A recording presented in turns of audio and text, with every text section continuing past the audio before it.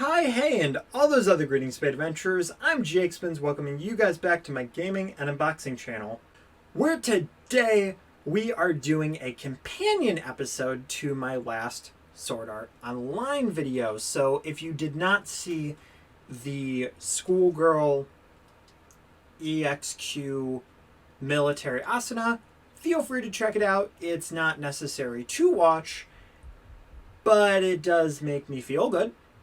So if you want to make me feel good, I mean, you can watch both episodes, and that'll make me happy. But as I said in that video, you might be like, I'm tired of Asuna. So if that's you and you're like, I really like the character you're doing today, then welcome. Or if you've seen that video already, then welcome as well. So anyway, though, guys, you might be wondering, Spins, how do you justify buying an anime figure? Well, there's a few things. Recently, I have been more on the side of, well, I have a lot of SAO figures. I really don't need to buy any more, but that's the only anime I watch, so it makes it a little easier to wait or not buy as many figures now, even though I really like the series.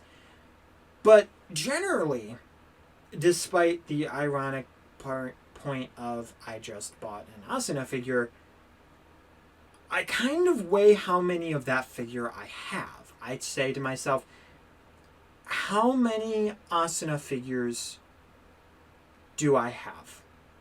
How many Alice figures do I have? How many of this figures do I have? And I say, you know what, I have a fair amount of Asuna. I like this figure, but I don't necessarily need it. Maybe I'll get it later at a better time. But even if I put it on the back burner, I might just not get it because I have a lot of this character. Whereas other figures, I might be like, okay, same set, looks amazing, but I don't have a lot of this character. Well, these figures I liked a lot, so I did get the Asuna figure. However, I also got a companion figure, which does not happen a lot. It does not happen very often that I like both of the figures, or I'm in a position to get both of them, or more likely, break down and drag my wallet to tears as I swallow my entire life into debt. Because, ooh, cute anime girl in figure. Yeah. Anyway, though, it lets me do videos for you guys, and I enjoy doing videos. But today's was way too cute to pass up. That, of course, is Yuki! Yeah, that's right. One of my favorite, all-time favorite characters inside of SAO. She is adorable. She is happy. I love it. I live for Yuki. I cried at her spoilers scene. And honest to God, this character, I live for this character, seriously. And the fact that essentially, well, I mean, I always say, you know, spoilers will happen in these videos, so I do apologize for that. I'll have to put that as a disclaimer in the other one, but this is whatever, it's been a while. But essentially inside of the games, maybe books, I'm not sure, Yuki still lives. She lives, she is alive, her heart is wholesome, and while they do every once in a while mention her, like in Sword Art Online Ordinal Scale, where Asuna used Mother's Rosario, and they showed a phantom of Yuki being super proud, being super powerful, lending her strength to save the world with Asuna. Yeah, there's cute moments like that, and while they are few and far between, they're heartwarming, and I love it. So you might be wondering, if you haven't seen that much of SAO, why do I like Yuki so much? Well, the best way to describe it is to watch that series of the anime. Yuki was put in not even an entire part of a season, but she was half of the main focus of Sword Art Online New Eincrad's Season 2. While in most of the case, she was in the game, ending up being this strong foe that Asuna had to duel, she was also just a girl with a disease who lost her entire family, and she's hooked up to this machine that's just barely keeping her alive, that's letting her not feel pain, going game after game just so that she can live a life. And it's heartbreaking. And at the same time, she still smiles and laughs, and she sees her sister in Asuna, and it's just heartwarming at the same time as being heartbreaking. As I said, like her death scene, I cried. Honest to God, I cried. But because this is the school figure, there was a part where Asuna went to the hospital and asked her, what would you want most? There's got to be one thing you want before you leave this world. And her answer was to go to school. Something so simple, something that I still have nightmares about, that I can't stand personally. That's all she wanted. She just wanted to be a normal kid.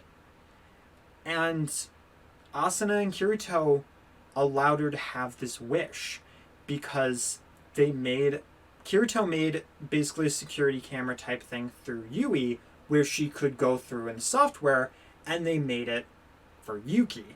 And Asuna wore her on her shoulder, had her go around school. She ended up reading out of one of the books in class for the entire class.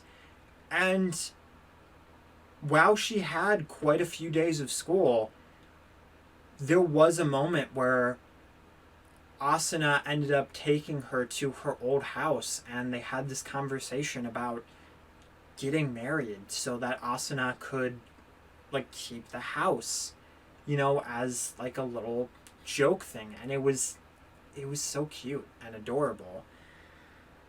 But man, I cannot look at Yuki without feeling both immense joy and immense sadness. There is no time I will ever be able to look at her and not feel that. I really should play more of the games. I did start a Sword Art Online Fatal Bullet playthrough that I just never finished. But it would be nice to play more games, and maybe Yuki will be somebody that I do marry in the game. If you don't know, though, my two favorite characters in SAO, you'd think it would be Yuki at this point, but it's Sinon and Lifa. And I have videos talking to why I like Lifa because I have done unboxings for her. Have I done unboxings for Sinon? I thought I did. Maybe I don't have a Sinon figure. I'll have to check, because I don't think I actually have been able to buy one. But when I do, I'll be able to talk about GGO and why I like the characters so much. But Yuki is definitely on my top list. Honest to God, she's definitely close second, close third. If we had more time with her, I'm sure she'd probably be one of my favorites. Because the other characters, like Asuna, of course, main staple, she was in the spotlight with Kirito. And then Lifa was in the spotlight with Kirito as well. But then later ended up being, added to other stuff. She wasn't in that much of GGO, but she was still in it. You could still see her, and she still had moments where she was talking and stuff.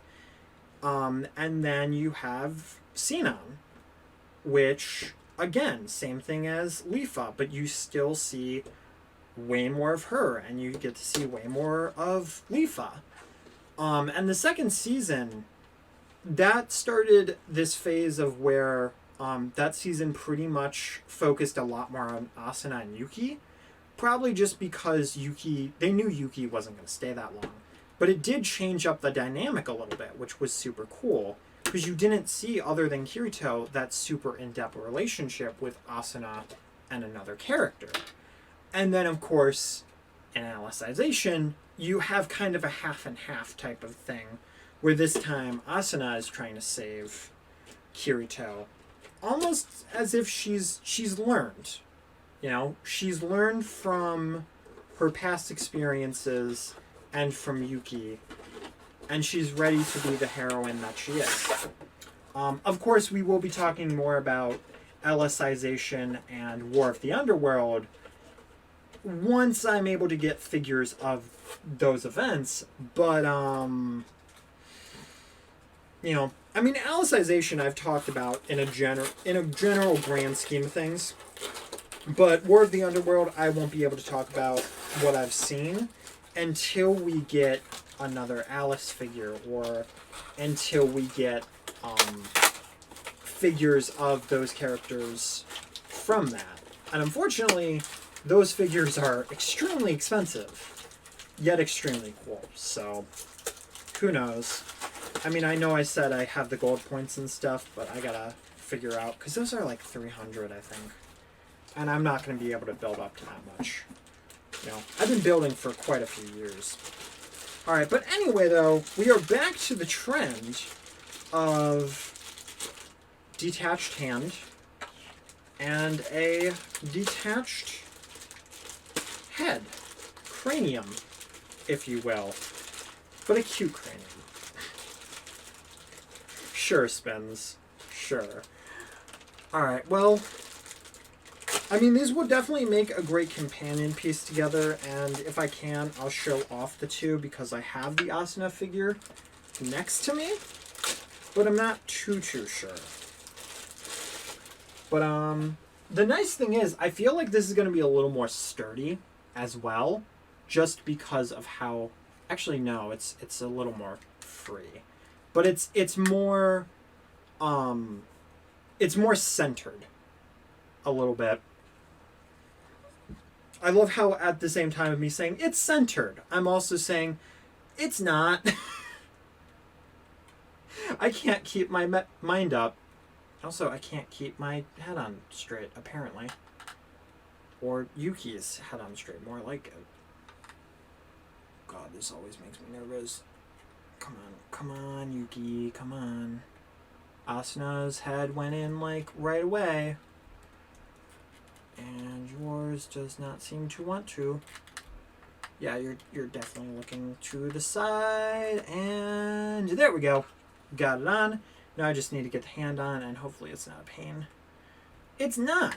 Those are always my favorites, when I'm able to just put on the hand and have absolutely no worry about it. Alright, well, let's look at Yuki. And while I did forget to talk about Asuna's face, sorry Asuna, it's still cute, we'll talk about Yuki's face. So immediately, Yuki has her reddish kind of eye with one wink, which works super well for her character. You also have her joyous smile, which Asuna's was a lot more contained, whereas for Yuki, hers is that wide open, if a bug flies in my mouth, I don't care. Give me that protein. You know, it's that kind of thing. And because of the way her hair flows, you can see her neck, which I know that's silly as a thing that I'm like, I don't like that as much. But it just makes it look a little bit strange for Asuna, to be completely honest. But for Yuki, her bangs are fairly short, and they kind of like curl up because of the little red headband that she has, which you don't necessarily see that in the first one. The first few episodes she's in, or I think the first. No, you do. Yeah, when she's like right after she's Zekken. So never mind about that. But something that I've never noticed about the character, which this is also why I buy anime figures, I find out things I never knew. It turns out the band actually goes all the way back to the back of her head, and I should turn it this way, and it creates this bow where it's this red and yellow bow on there, and it's a super cool detail that, again, they didn't have to add, but they added it, and it's so cool that they did. Going past that, the ears seem to be Yuki's blind spot on this figure, which honestly is fine. Because the ears, they're, you can see them, but they're never really the best part of a figure or a character. My characters don't have ears or noses when I make them, so, I mean,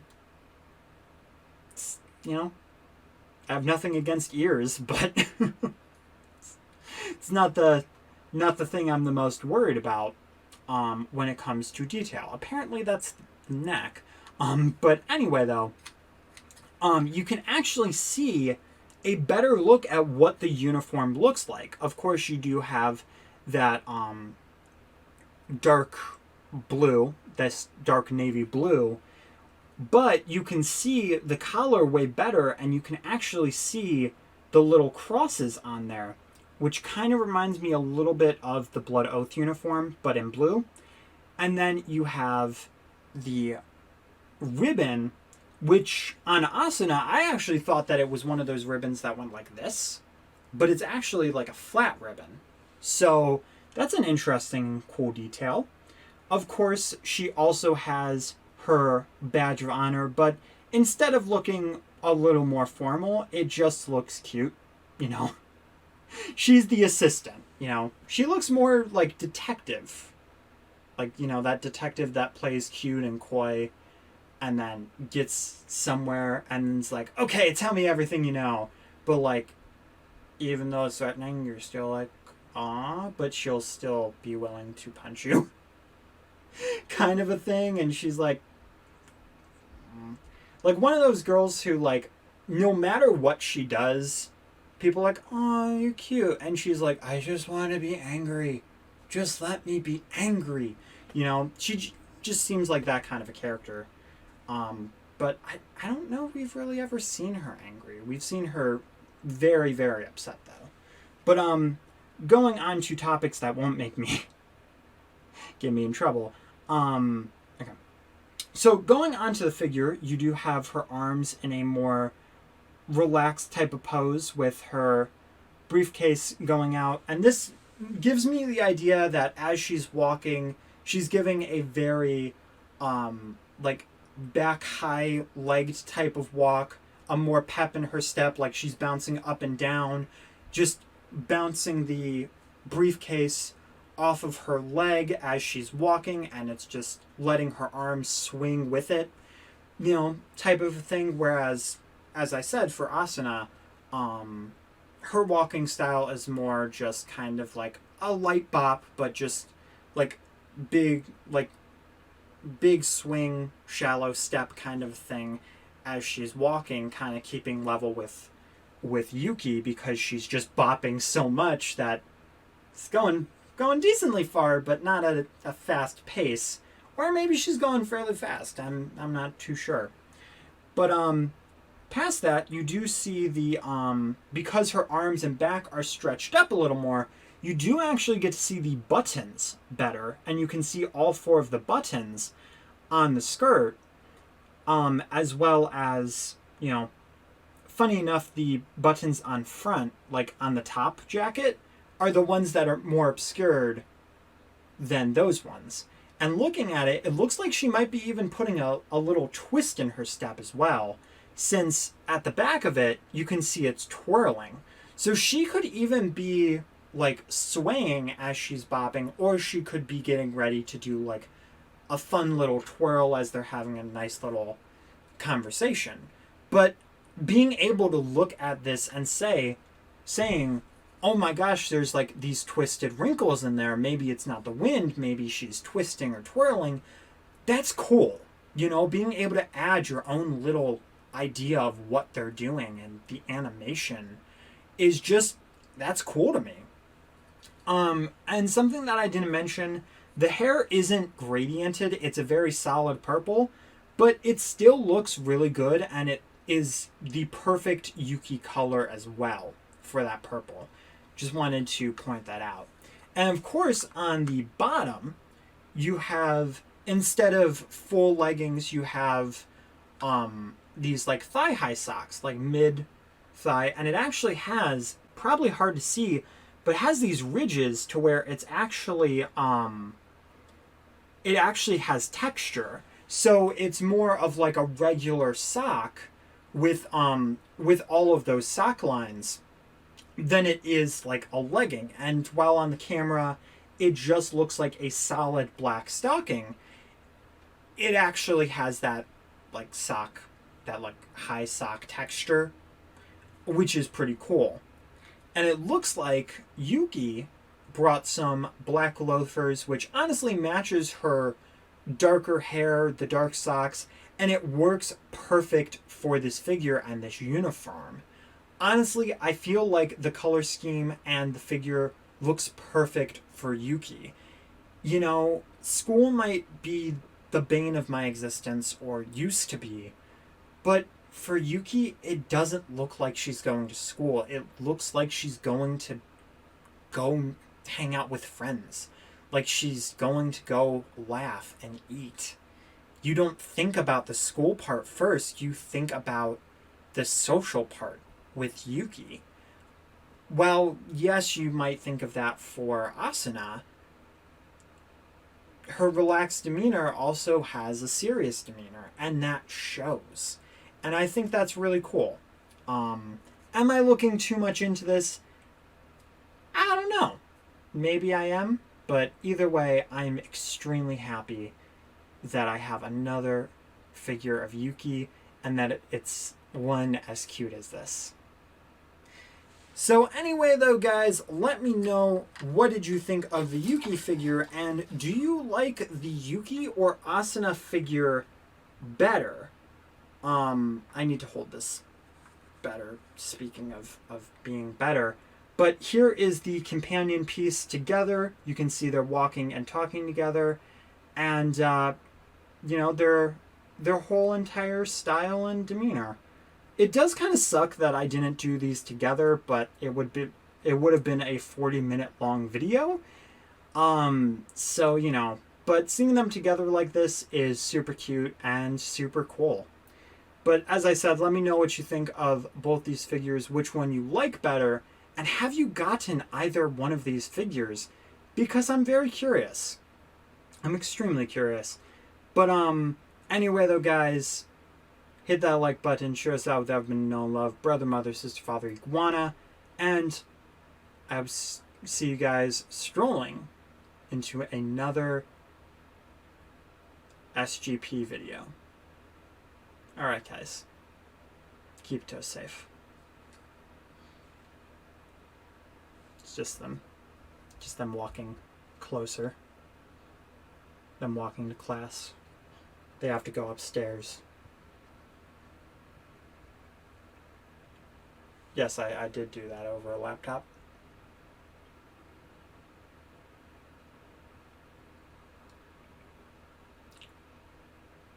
This is my life.